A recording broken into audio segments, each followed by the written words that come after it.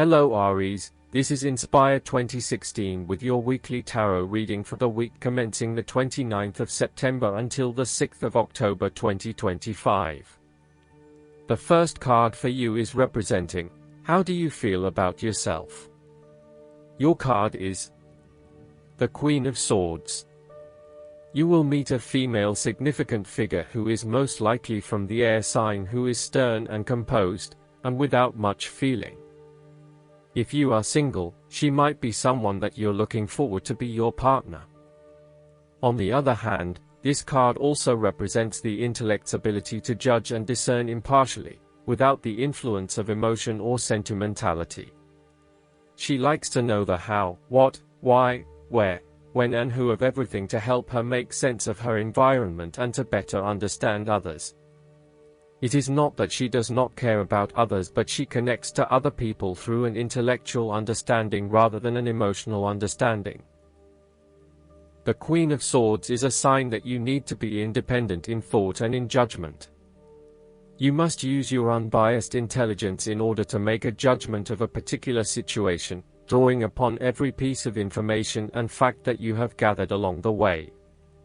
Empathy or compassion towards others may distract you from the task at hand, so it is important that you think with your head and not with your heart at this particular time. Do not let emotion get in the way. Rather, use fact and logic to make your decisions. The Queen of Swords also has an innate ability to tell it like it is. She is a quick thinker and highly perceptive, and as such, she can cut through the noise and confusion to get straight to the point. There is certainly no beating about the bush, or softening of her comments, opinions, and thoughts. She is upfront and honest about her opinions, and expects the same from others. The best way to interact with the Queen of Swords, therefore, is to remain as impartial as possible, and to present your thoughts and opinions concisely and honestly. The second card for you is representing, what do you want most right now? Your card is the Four of Pentacles. What do you want most right now is a financial stability with solid investments. You are very conservative about money and are not inclined to gamble in financial matters. You are very protective of what you have accumulated over time, and slowly and steadily you increase your net worth through saving money and safe investments. You are self-sufficient both financially and emotionally, as you often equate money with emotional security. This card also indicates possessiveness, greed, and an overly cautious approach to life. You may be afraid to take risks, both financially and emotionally, for fear of losing everything that you have attained so far. As a result, you may be vaguely unhappy and unfulfilled. Deep down you are starting to realize that you have sold out for a conservative and overly safe approach to life. Thus, the Four of Pentacles indicates one of the dangers of prosperity, the temptation to value money far above its real worth. If wealth and financial success lead to a miserly or penny-pinching attitude, then you have found yourself in a narrow-minded state where nothing is perceived to have any significant value other than money. This attitude is an expression of extreme attachment to the material things of the world and is unhealthy in the long term. Sometimes, the Four of Pentacles can indicate an inflexible attitude that is resistant to change.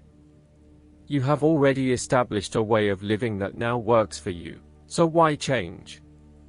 Change appears to be a threat to your certainty, safety, and security, and may place you at risk of losing all that is important to you. Any suggestion of doing things differently is therefore going to be met with resistance for fear of how it will impact your personal sense of security. Thus, you are more likely to favor tradition and tried and tested ways of doing things, rather than taking any risks at this point. The third card for you is representing your fears. Your card is the Queen of Pentacles.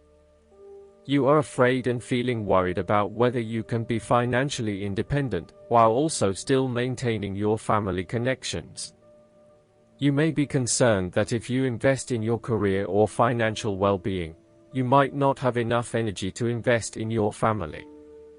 Sometimes, you just cannot do everything and you will need to make some choices. You are also becoming very consumed in your work. You may be placing your career before your family or your relationships, and this is having a detrimental impact. Of course, this may be okay on a temporary basis, but you need to assess its long-term impact. To rebalance your life, you may find a release by returning to a favorite nature spots and allowing yourself to take in this fresh, natural energy. You may also find that you become a bit of a homebody and somewhat isolated from others. If so, you need to fight this urge and keep in touch with your friends and family, as they will be a great help and support to you. At times, the Queen of Pentacles may suggest that your tendency to mother those you care about is actually becoming more like smothering. Your intentions are good in that you love to cook, clean, nurture and care for those around you, but there may be a point at which you need to let others be accountable for their own upkeep. You cannot always be the one doing the laundry or cooking the dinner. Sometimes you need to step back and let others take on the load. Similarly, you may reach a point where you are investing so much time looking after others that you find you are neglecting yourself. Again, step back and let others take on some of the household responsibilities. The fourth card for you is representing what is going for you. Your card is the Two of Swords. You are currently being faced with a difficult decision, but you are attempting to hide from it and pretending to yourself and others that if you ignore the decision long enough, it will go away of its own accord. However, the decision will not go away simply by your willing it to depart. Your conscience will eventually force you into facing your refusal to deal directly with the situation. The Two of Swords therefore serves as a reminder that life's decisions are frequently quite difficult and raise the possibility of painful consequences. However, you must take the bull by the horns and make your decisions with your best intentions, fully aware of the possible consequences. Avoidance will ultimately lead to a greater conflict. The blindfolded woman in this card is also an indication that you lack the information you need to make the right decisions at this time. You may be missing something, such as threats or potential risks, alternative solutions, or key pieces of information. Once you are able to remove your blindfold and see the situation for what it really is, you will be in a much better position to determine your path forward. Research your options more widely, seek outside opinions and feedback, and ask yourself what you are missing here. Why is this decision so challenging to make? What extra information do you need? The Two of Swords often represents a stalemate where there is no winner or loser. You may be at loggerheads with another person and failing to see each other's points of view. What is needed is a truce, where you either agree to disagree or you seek to understand each other's points of view before coming to a final solution. Thus, not only does this card represent potential conflict through a stalemate, it also represents making peace through a truce. Similarly, the Two of Swords can reflect indecision and being at an impasse with regards to an important matter. Again, there is only so much that you can try to put off. At some point or another, you are going to have to make a decision or have a point of view in order to get things moving again. The fifth card for you is representing what is going against you. Your card is the Six of Pentacles. You are afraid that someone who you lend the money will not repay it to you. Therefore, be careful about who you lend your money to, especially if you yourself are in financial trouble. While a generous spirit is a wonderful quality, you need to ensure that you are able to support yourself whilst helping others. You may have a tendency to spend or give away more than you can afford to. Be careful with the amount of debt that you get into. You are getting in over your head and it will soon come back to bite you in excessive interest rates or personal threats if you are unable to pay it back in time. Be wary, too, get-rich-quick schemes that are more likely to leave you with a hole in your pocket than a pile of cash.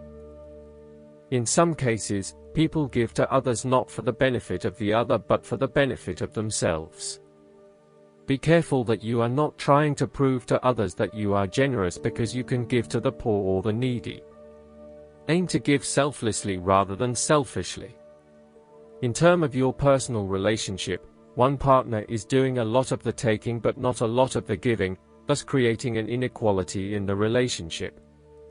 You need to be careful that your generous spirit is not being taken advantage of and that you are not always the one making compromises for your partner's benefit. The last card for you is representing the likely outcome that you may have. Your card is the Two of Wands. You have been able to take your idea and turn it into a feasible plan that you know will lead to your success. It is no longer just an idea, but you now have a plan in place to ensure that your idea is carried out as you had intended. The Two of Wands is also about discovery, particularly as you step outside of your comfort zone and explore new worlds and new experiences. It may take some courage to take the first step, but this card gives you the confidence of self-knowledge. You know what your goal is, what your creative process is directing for you, and you are confident in its eventual fulfillment. The Two of Wands indicates that you will begin to consider your longer-term goals and aspirations and will plan ahead for what you need to do to achieve these goals. You have already come so far, but now you feel it is ready for a change, this time with your long-term future in mind. You may be considering overseas travel, further education, or a major career change at this point in order to expand your learning and development, and to grow your horizons beyond your immediate environment. With careful planning and a moderated approach, you will set yourself up for success in the future. The twos in tarot often represent decisions of some sort.